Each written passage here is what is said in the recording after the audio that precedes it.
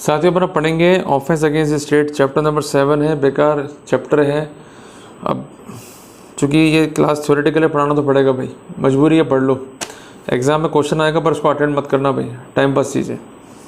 एक तो है वेजिंग और अटेम्प्टिंग टू वेज वॉर और abetting waging of war against the government of India, कि जो कोई भी वॉर करेगा या ऐसी वॉर को अटेम्प्ट करेगा या अबेट करेगा वो पनिश्ड होगा with death, imprisonment for life, और यहाँ पर फाइन भी जो है इम्पोज किया जाएगा। तो अबेटमेंट और अटेम्प्ट के लिए तो है एलआई, और अगर वॉर करी दी है और पकड़े गए तो फिर डेथ होगी। ये इस तरह से इसको पढ़ा जाएगा और फाइन भी जो है इम्पोज होगा। ये जो है ज्वाइन करता है किसी संस्थान को to initiate war against government of India, तो ए ने जो है ऑफेंस कमिट किया है इस सेक्शन में 147 BNS में। कॉन्स्पिरेसी करना अपराधों के लिए जो कि डिफाइंड है सेक्शन 147, हुएवर विद इन और विदाउट और बियॉन्ड इंडिया, कि जो कोई भी ये तो इंडिया में या इंडिया से बाहर या इंडिया से बियॉन्ड जाकर कॉन्स्पायर करता है ऑफेंस कमिट करने के लिए, जो कि डिफाइंड है सेक्शन 147 में, तो उस स्नैरियो में वो कंसर्न व्यक्ति जो है जिम्मेदार होगा और उसे इम्प्रिजनमेंट फॉर लाइफ और इम्प्रिजनमेंट ऑफ इधर description which may extend to 10 year award किया जा सकता है। To constitute criminal conspiracy under this section, it is not necessary that the act or illegal omission shall take place in pursuance thereof, कि यह आवश्यकता नहीं है कि वो इलीगल एक्ट जो है उस कॉन्स्पिरेसी के कॉन्सिक्वेंस में हुआ या नहीं हुआ।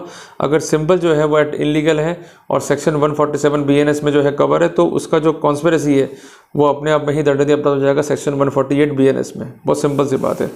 इसमें एक बार थोड़ा सा पढ़ लेते हैं प्रोविज़न को। Whoever within, without और beyond territory of India, ये तीन बातें इंपॉर्टेंट है। और दूसरा वर्ड है conspire to commit any of the offence punishable as per section 147 of BNS, कि ऐसा कोई भी अपराध जो डिफाइंड है 147 BNS में उसकी कॉन्स्पिरेसी करना। और कॉन्स्पायर करने के लिए या तो वो क्रिमिनल फोर्स को यूज़ कर रहे हैं या शो कर रहे हैं क्रिमिनल फोर्स को, सेंट्रल गवर्नमेंट को या स्टेट गवर्नमेंट को, तो यहाँ पर पनिशमेंट की पोजीशन बनेगी। तो कुल मिला के जब भी आपके एग्जाम में क्वेश्चन आ रहा है तो आपको दो एलिमेंट लिखने हैं कि विद इन इंडिया या विदाउट और बियॉन्ड इंडिया, कि इंडिया से बाहर या इंडिया के अंदर कॉन्स्पिरेसी करना उन ऑफेंस को कमिट करने के लिए जो कि डिफाइंड है सेक्शन 147 BNS में। दूसरी बात है कि यह आवश्यकता नहीं है कि वो ऑफेंस कमिट हो या नहीं हो। क्लियर है। अब यहाँ पर LI भी है और इम्प्रिजनमेंट फॉर 10 ईयर भी है। तो ये डिपेंड करता है कि किस तरह का आपने जो है गेम खेला है। अगर वहाँ पर स्टेट गवर्नमेंट जो है इन्वॉल्व है तो 10 ईयर, और सेंट्रल गवर्नमेंट इन्वॉल्व हो गई तो वहाँ पर LI हो जाएगा। तो इस तरह से जो बड़ा है तो पनिशमेंट भी जो है आपको बड़ा ही देगा। अब आते हैं अपन 149 BNS पे, collecting arms with intention to waging war against the government of India. पहले सिंपल था, अब आप यहाँ पर क्या कर रहे हो, आर्म्स इकट्ठे कर रहे हो, कि whoever collect man arm or otherwise prepare to wage war with intention of either waging or being prepared to wage war against government of India. तो कुल मिला के आदमी इकट्ठे करना है या औजार या हथियार इकट्ठे करना, कि आप उस वॉर को इफेक्टिवली जो है परफॉर्म कर सको अगेंस्ट गवर्नमेंट ऑफ इंडिया। तो इस सिनेरियो में जो कंसर्न व्यक्ति है वो imprisonment for a term which is not exceeding 10 year और फाइन से जो है दंडित किया जाएगा। मतलब एक रेटिंग मारोगे तो ये सेक्शन क्लियर हो जाएंगे, आपको कोई दिक्कत नहीं है। अब आते हैं अपन सेक्शन 150 पे, concealing with intention to facilitate design to wage war, कि जो कोई भी ऐसा एक्ट करेगा या इलीगल ओमिशन करेगा या कंसील करेगा ऐसे डिज़ाइन को जिसके तहत एक वॉर की जो है प्लानिंग हो रही है against government of India, intending bye such concealment, उसके पीछे इंटेंशन क्या है, टू फैसिलिटेट और नोइंगली दैट कि ऐसे कंसीलमेंट से डेफिनेटली फैसिलिटेट होगा इस तरह का वॉर, तो वहाँ पर वो व्यक्ति जो है 10 साल के कारावास से और फाइन से जो है दंडित किया जाएगा। तो ये 147 से 150 तक आप पढ़ोगे तो उसमें कोई दिक्कत नहीं है, सिंपल शॉर्ट रीडिंग है, कर लो पूरा उसको। अब आते हैं assaulting president governor with intent to compel और restrain exercise of any lawful power, कि जो कोई भी with intention of induce, intention इसका इंपॉर्टेंट एलिमेंट है, इंड्यूसिंग और कंपेलिंग जो है इंपॉर्टेंट एलिमेंट है।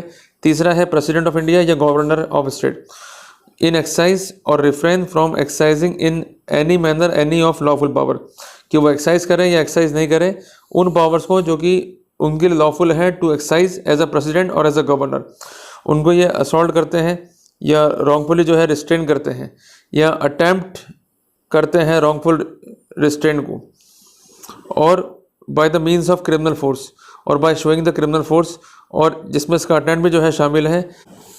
ऐसी स्थिति में जो कंसर्न व्यक्ति है वो 7 ईयर के इम्प्रिजनमेंट से और फाइन से जो है दंडनीय अपराध से जो है दंडित किया जाएगा। अब ये मोटी मोटी बात ये है 151 में कि इसके कुछ एलिमेंट्स हैं, उसको आपने को जो है ध्यान में रखना है। पहला एलिमेंट तो है असॉल्ट और दूसरा है क्रिमिनल फोर्स। ठीक है जी। अब यहाँ पर वापस से पढ़ते हैं इसको अपन कि whoever with intention of inducing और compelling the president of India और गवर्नर ऑफ स्टेट। तो पहला एलिमेंट क्या है कि हुएवर, जो कोई भी। दूसरी बात है एक्टिंग इंटेंशनली। तीसरा बात है वाइल एक्टिंग इंटेंशनली इंड्यूसिंग और compelling the president of India और governor of state to exercise, कि वो एक्सरसाइज करे या रिफ्रेन रहे from exercising its lawful power. ठीक है जी। जिसमें assault, wrongful restraint, attempt of wrongful restraint, criminal force भी शामिल हैं, ताकि ऐसे जो आउटपुट हैं उसको इंश्योर कर सके। तो वहाँ पर कंसर्न व्यक्ति जो है जिम्मेदार होगा।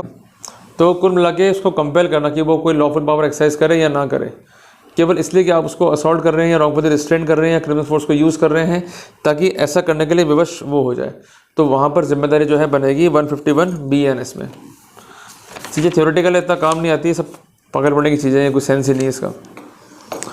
152 BNS act endangering sovereignty, unity and integrity of India, कि हुएवर पर्पसली और knowingly by words either spoken और written or by sign or by visible representation or by electronic communication by the use of financial means otherwise excite or attempt to excite armed rebellion or encourage the danger to the sovereignty or unity and integrity of India or indulge in or commit in such act shall be punished with imprisonment for life or with imprisonment which may extend to 7 years and shall also liable to fine। ये मोटी मोटी बात है कि ऐसा कोई भी कार्य करना जिसमें क्या शामिल है, वर्ड्स इधर स्पोकन और written, by sign, by visible representation, by electronic communication और अदरवाइज, जिसके द्वारा आप आर्म्ड रेबेलियन को जो है प्रोवोक कर दो या उसको एक्साइट कर दो, या इंडिया की सोवरेनिटी, यूनिटी, इंटीग्रिटी को जो है खतरे में डाल दो, या इस तरह की एक्टिविटी में जो है इंडल्ज हो जाओ, इन्वॉल्व हो जाओ। तो वहाँ पर जो कंसर्न व्यक्ति है वो जिम्मेदार होगा फॉर इम्प्रिजनमेंट। क्लियर हो गया आपको? तो सिंपल से मैंने आपको ये सेक्शन कर दिया, सेक्शन 152 BNS, ये क्लियर हो गया आपको। अब चलते हैं अपन आगे 153 BNS के ऊपर। Waging war against government of any foreign state at peace with government of India, कि जो कोई भी वॉर को जो है इनिशिएट करेगा विद एनी फॉरेन स्टेट जिसके भारत के साथ जो है मैत्रिक संबंध है और इसमें अपॉइंटमेंट भी जो है शामिल है, तो वो कंसर्न व्यक्ति जो है पनिशेबल होगा विद इम्प्रिजनमेंट फॉर लाइफ, और फाइन से भी जो है इसको दंडित किया जाएगा। क्लियर हो गया आपको? तो अगर कमिट हो गया तो इम्प्रिजनमेंट फॉर लाइफ है, और अबेट हुआ है तो वहाँ इम्प्रिजनमेंट है 7 ईयर का, और फाइन भी जो है इम्पोज होगा। अब आते हैं अपन सेक्शन 154 BNS पे, committing depredation on territories of foreign state at peace with India, कि जो कोई भी कमिट करेगा डेप्रीडेशन और make preparation to commit depredation. Depredation means लूटपाट करना। क्लियर हो गया आपको?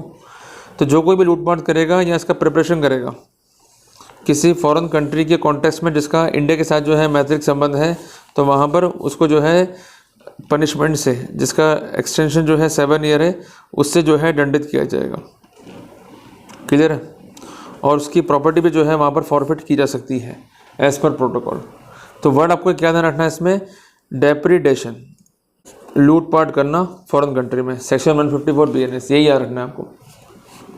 अब आते हैं अपन सेक्शन 155 में, कि receiving property taken by war और डेप्रीडेशन मेंशन्ड इन सेक्शन 153 एंड 154, कि जो कोई प्रॉपर्टी को रिसीव करेगा और उसको इस बात की नॉलेज है कि ऐसी प्रॉपर्टी जो है ऑब्टेन की गई है in consequential of offence so committed in connection with section 153 and 154, तो उस व्यक्ति को पनिश किया जाएगा विद इम्प्रिजनमेंट ऑफ 7 ईयर, और उसकी उस प्रॉपर्टी को भी फॉरफिट कर लिया जाएगा, और उसकी जो एग्जिस्टिंग प्रॉपर्टी उसको भी जो है फॉरफिट कर लिया जाएगा।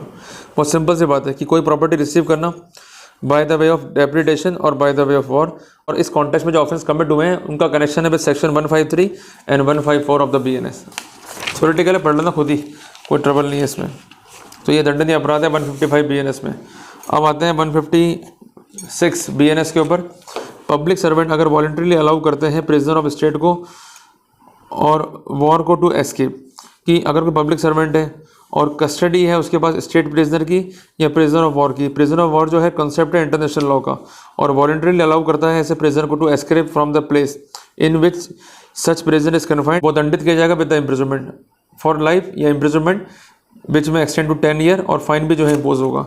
तो इसमें दो बातें हैं कि अगर वो प्रिजनर है स्टेट का तो वहाँ पर तो LI है, पर अगर वो प्रिजनर है वॉर का तो वहाँ पर है 10 ईयर। ये मोटा मोटा यहाँ पर डिफ्रेंशिएशन आप कर सकते हो। अब आते हैं 157 BNS के ऊपर कि वो पब्लिक सर्वेंट है वो नेग्लिजेंट है suffering such prisoner to escape, कि कोई पब्लिक सर्वेंट है वो एक्ट करता है नेग्लिजेंटली, जिस कारण से कोई स्टेट प्रिजनर या प्रिजनर ऑफ वॉर को जो है निकलने में काफ़ी आसानी होती है ऐसे प्लेस से जहाँ वो कन्फाइंड है। तो ऐसी स्थिति में पब्लिक सर्वेंट जो है जिम्मेदार होगा with imprisonment which may extend to 3 year, और वहाँ पर फाइन भी जो है उसको इम्पोज किया जाएगा। अब आते हैं सेक्शन 158 में कि ऐड करना एस्केप करने में, यहाँ हार्बरिंग करना प्रिजनर्स को, क्योंकि जो कोई भी इंटेंशनली ऐड करेगा या असिस्ट करेगा स्टेट प्रिजनर को या प्रिजनर ऑफ वॉर को to escape from the lawful custody, या रेस्क्यू करेगा या अटेम्प्ट करेगा टू रेस्क्यू सच प्रिजनर, जिसमें हार्बरिंग कंसीलिंग भी जो है शामिल है, खासकर ऐसा प्रिजनर जो कि लॉफुल कस्टडी से एस्केप्ड है और उस कंडीशन में उसको ऑफ़र करता है और अटेम्प्ट करता है ऐसा रेसिडेंस प्रोवाइड करने का कि उसको पूर्णतः सुरक्षा प्रदान की जा सके। तो ऐसी स्थिति में वो कंसर्न व्यक्ति जो है वो जिम्मेदार होगा फॉर इम्प्रिजनमेंट फॉर लाइफ और फॉर इम्प्रिजनमेंट फॉर 10 ईयर। तो वो कैटेगरी मैंने आपको बताई थी कैसे पढ़नी है। तो इसमें एडिंग में हेल्प करना, हार्बरिंग में हेल्प करना, ताकि उसको कन्फाइनमेंट से बचाया जा सके। क्लियर है? तो वहाँ पर 158 BNS जो है लागू हो जाएगा। अब इसमें एक स्पष्टीकरण है, A state prisoner or prisoner of war who is permitted to be at large on his parole within certain limits in India is said to escape from lawful custody if he goes beyond the limit which he is allowed to be। तो अगर कोई prisoner है उसको payroll दी गई है पर उस पर कंडीशन लगा दी गई कि इस लिमिट से बाहर नहीं जा पाओगे, उस लिमिट से बाहर चला रहता है, तो वहाँ ये अजम्पशन लिया जाएगा कि वो एस्केप हो गया फ्रॉम द लॉफुल कस्टडी। अब अपन नेक्स्ट पार्ट में पढ़ेंगे चैप्टर नंबर 8, जहाँ अपन डिस्कस करेंगे offence relating to army, navy and air force. ये पार्ट भी जो है थ्योरेटिकल है। अगर आप एज अ वकील जो है प्रैक्टिस करोगे इंडियन कोर्ट्स में तो ये चैप्टर जो है कम देखने को मिलेंगे। मेन केस आपको आएंगे मर्डर के, रेप के, किडनैपिंग के, अबडक्शन के, पर ये सब चीज़ें थ्योरेटिकल है। बहुत कम जो है ये अपराध देखने को मिलते हैं अपने को। क्लियर है? तो जल्दी मिलते हैं अपन नए टॉपिक के साथ में। टिल देन जय हिंद, जय भारत।